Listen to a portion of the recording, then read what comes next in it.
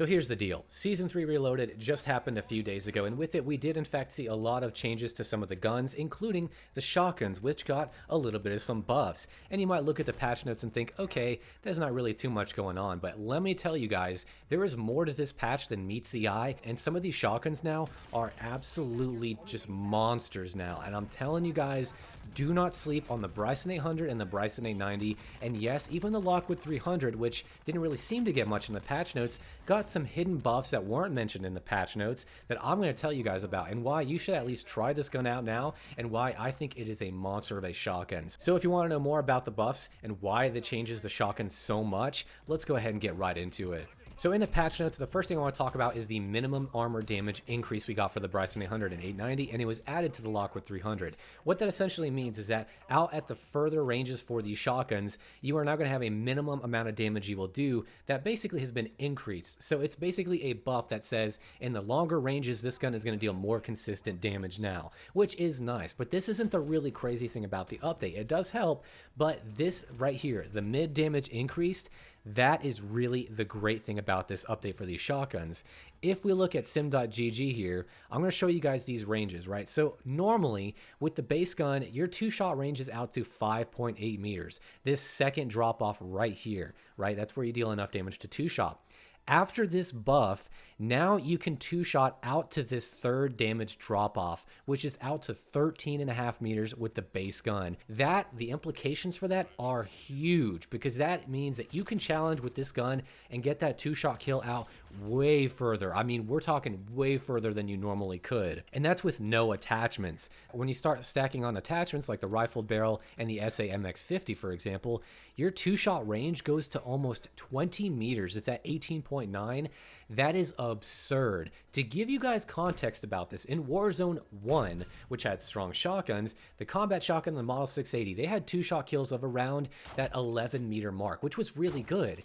These shotguns now, with this Bryson 800 in particular, you can push way past that, especially with attachments. And oh my lord, this is absolutely no joke, and people are going to flip when they see how much range this thing has with its two-shot potential. That is no joke. Now, this is all great and dandy. It is a little hard to make it work because you have to be aiming down sights, and if you don't use a choke, you're not going to get a super tight pellet spread, so I always recommend using a choke, but you can use the SA-MX50 as well. It's still going to help, and using that rifle barrel is also very important.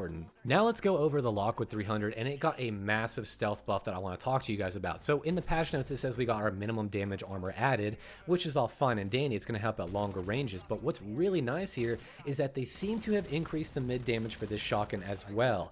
And what essentially happened for the Bryson 800 happened with this gun too. So this third drop-off range is now the two-shot kill range. It was 5.8 before, now it's 14.1 with the base gun, which again is a massive buff. And this is just absurd compared to how it was in Warzone 1.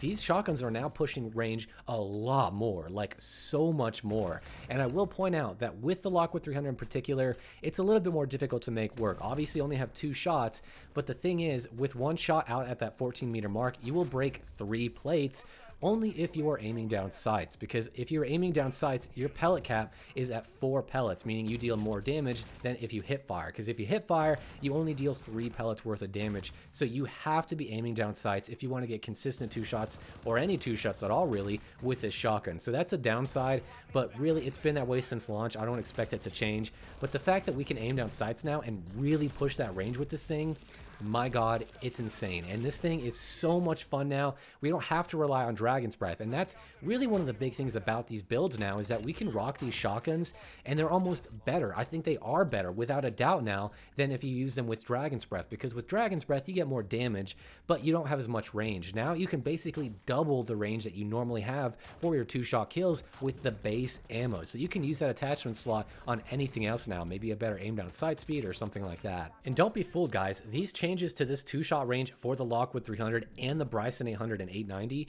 are absurd, and that means that these guns got a lot more viable because you can really push that range. And I mean, now you really can. Like, I really recommend going for those long 2-shot ranges now, and you'll be surprised how effective it can be. Now, of course, don't be fooled. You still have to aim. It's a shotgun. I know people like to think you don't have to aim at all, but you have to aim down sights and hit your pellets well. So I always recommend using a choke with one of these shotguns, and I'll show you guys some builds in a second.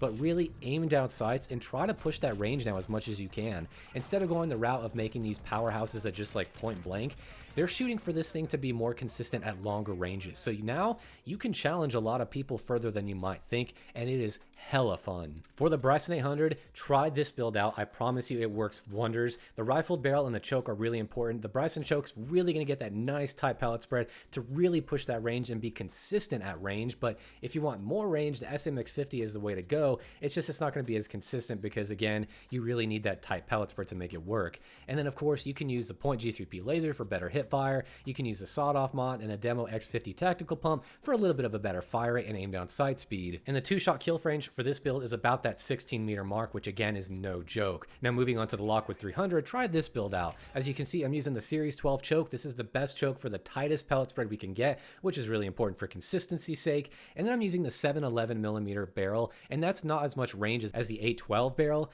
but it's a little bit easier to aim down sights with since it's a little bit snappier, and your two-shot range is out to about that 15-meter mark, which even though it's not as good as the Bryson 800, it's so much better than it was. And honestly, it's so nice to be able to use this thing and use it somewhat effectively now without having to use Dragon's Breath.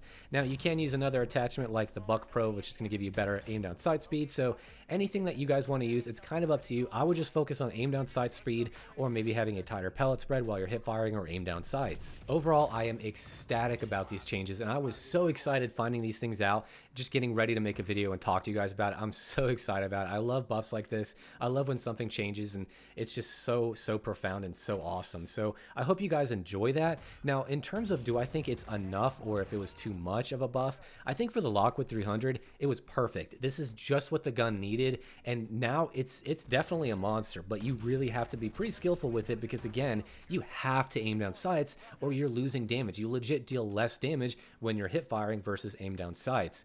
Now, for the Bryson 800 and 890, I'm a little nervous. People might think it's too strong because, let's be honest, that's some pretty ridiculous range you can get with this thing, and it's a two-shot, and the time to kill kind of balances out because you have around that 800 millisecond time to kill. But to be honest, if you can cat and mouse this is going to be an absurdly strong shotgun, both of them, the 890 and 800. Oh my god, and it just made a lot of different builds more viable. Like with the short barrels, they just got 10 times more viable. So I'm so excited to be looking into this with other builds and other barrels and stuff. But I want to know down below in the comments, what do you guys think of this buff? Was this too much? Is this a little too much and overbearing for the 800 and 890? Was it not enough for the Lockwood 300? Is the Lockwood 300 overpowered now? And with all that being said, guys, I will see you in the next video.